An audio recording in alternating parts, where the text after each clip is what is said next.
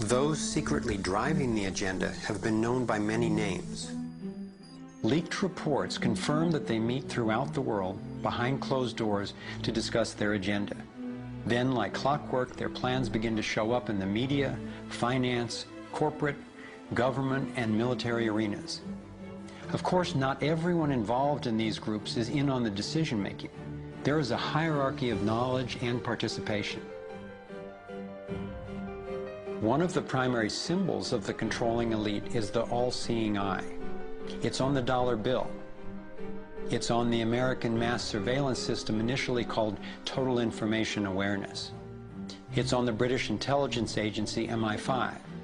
And it even oversees the Supreme Court complex in Israel, designed and funded entirely by the Rothschilds. I believe they've taken the majestic image of the Cheops pyramid and its legendary metallic capstone and perverted the meaning to represent those at the top being able to track and control all those under them.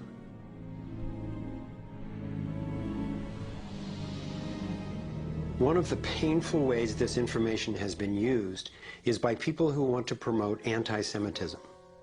They wrongly call this a Jewish agenda and continue the ongoing racism that undermines and destroys so many lives.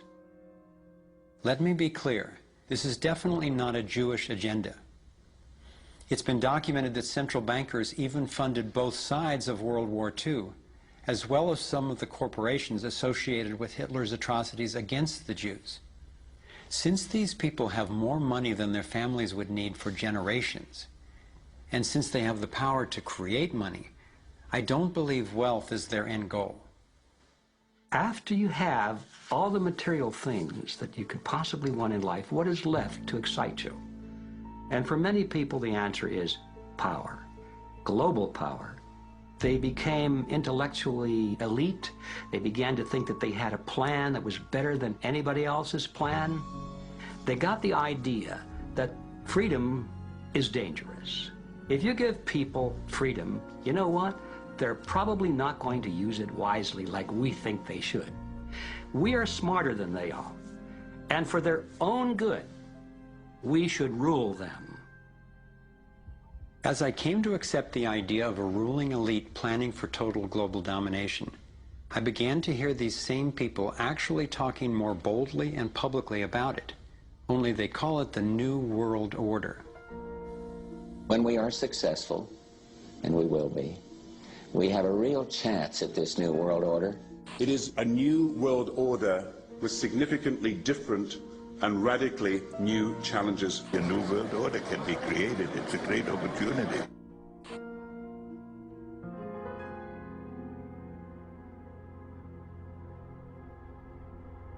Given the condition of our world, a new world order can sound like a great idea. But I had to distinguish between what I was discovering about global domination, a one-world government run by an elite few, and the reality of our global interconnectedness, which is the realization that at a fundamental and even spiritual level, we are not separate, we are all connected. But the agenda for global domination is really the exact opposite. It's a divide and conquer strategy to keep us all pitted against each other, thinking that it's the Democrats or Republicans, the liberals or conservatives who are the problem, when both parties are ultimately serving the same plan. I believe we're heading toward a totalitarian world authority, actually a military dictatorship, run by a tiny elite who have all the power and make all the rules. If they succeed, there'll be nowhere to run, nowhere to hide. Think about it. The whole notion of conspiracy has been so ridiculed that it's socially challenging just to consider it. And there's always a reasonable sounding story to explain any one incident on its own. I personally used to try to justify how the same people consistently ended up with more money and more control by thinking they must just be taking advantage of the situation, but not actually causing it. But after nearly a decade of putting the issues and the evidence together, I am convinced it is not random, and that a few very powerful banking elite families and their political and corporate partners do have an agenda to dominate and control the rest of us. Once I got the reality and the scope of the agenda, I really had to think, how much do I want to know about this? Do I want to focus on the worst of what human beings are capable of? I decided it is worth knowing who these people are and how their organizations operate, because on the other side of the rage and the sadness are clarity and strength, the power we have to focus our efforts effectively now that we understand what's really going on. The greatest prison that people live in is the fear of what other people think. What happened to me as a result of all the ridicule I went through is that I stepped out of the fear of what other people thought. And it's only when you do it that you realize what a prison you lived in before. And what it gave me was a personal understanding of how easy it is for a few to control the many. All you have to do is dictate the norms in society, what is considered right and wrong, moral and immoral, good and bad, sane and insane, possible and impossible. And you build what I call a hassle-free zone. And if you live your life within that zone of perception, belief, and what you say and think, then people will leave you alone because you're normal. Once you step out of that pen and you start to express your uniqueness, what the Illuminati have created is a whole human population of prison warders who are jumping on those that are stepping out of the norm. And it's interesting, when you get to the edge of that hassle-free zone in what you say and you think, you're not thinking, if I do, what about the head of the World Bank? What's he going to say if I do this? No. We're saying, what will my mother think? What about the guys down the bar and the people at work? What will they say? And what the Illuminati have done by creating the norms, they have created an absolute army of people to impose those norms on each other. Their grand strategy for global dominance is already being implemented. They are carving up the world into superstates that transcend national boundaries so that we are easier for them to manage. They have already established the European Union and the African Union. Politicians from the United States, Canada, and Mexico, under the title of the Security and Prosperity Partnership, have been working on the northern part of what could arguably be called plans for an American Union. This has been going on for years without citizen or congressional consent. A Pacific Union is already in process. This is the organizational chart for global tyranny, the structure for complete control. Here are two of the most powerful men in Europe talking about moving to a single world government. It is extremely important that we, in this new ownership of global governance, have, particularly on both sides of the Atlantic, the implementation of the same rules in the same fashion. 2009 is also the first year of global governance, with the establishment of the G20 in the middle of the financial crisis. On the international level, the central banking elite have put huge organizations in place to implement their policies, including the World Trade Organization, the World Health Organization, the World Bank, and the International Monetary Fund. John Perkins is a man who knows from decades of his own experience as a so-called economic hitman how the collusion of banks, corporations, and governments has taken over countries around the world. We use many techniques, but probably the most common is that we'll go to a country that has resources that our corporations covet, like oil, and we'll arrange a huge loan to that country from an organization like the World Bank or one of its sisters, but almost all of the money goes to U.S. corporations, not to the country itself. Corporations like Bechtel and Halliburton, General Motors, General Electric, these types of organizations, and they build huge infrastructure projects in that country, power plants, highways, ports, industrial parks, things that serve the very rich and seldom even reach the poor. In fact, the poor suffer because the loans have to be repaid, and they're huge loans, and the repayment of them means that the poor won't get education, health, and other social services, and the country is left holding a huge debt by intention. We go back, we economic hitmen, to this country and say, look, you owe us a lot of money, you can't repay your debts, so give us a pound of flesh.